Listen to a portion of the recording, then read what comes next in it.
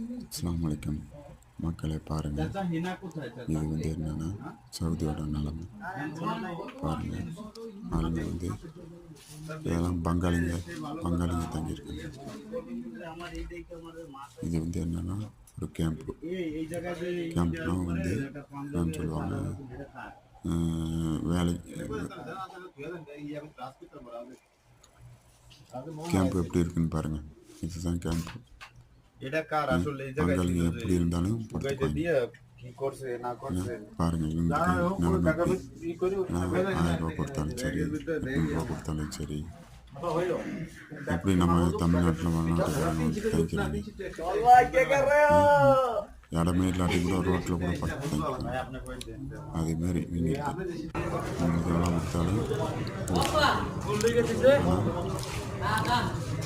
இதான் பங்காளிங்க.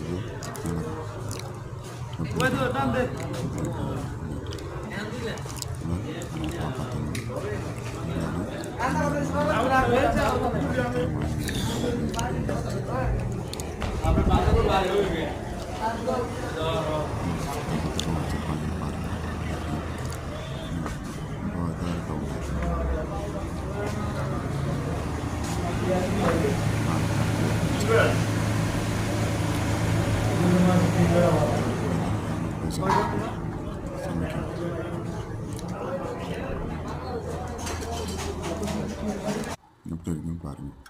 இங்கே பாருங்கள், சின்ன பிள்ளை மாதிரி சின்ன பிள்ளை ஊஞ்சல் விளையாடுறாங்க.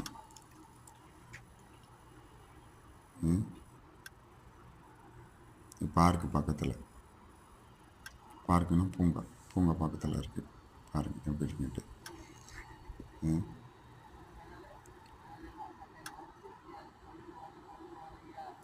எனக்கு கொஞ்சம் ஆதரவு கொடுங்க. மேலும் யூடியூப்பில் சேனல் போகிறதுக்கு. இது கம்பெனி வண்டி. இதில் என்னென்னா 35 பேர் போகிற வண்டியில் 35 பேர் போகிறாங்க. இந்த வண்டியில் 35-40 பேர் போகிறாங்க.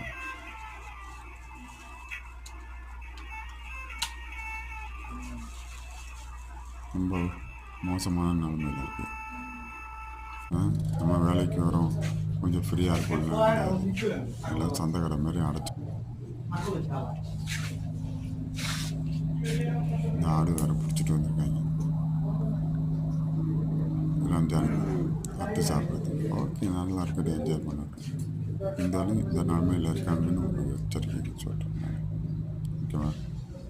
என்ன கம்பெனிங்கிறது சொல்லக்கூடாது. பங்காளிங்க நிலைமை அப்படி தான். ஓகே மக்களே.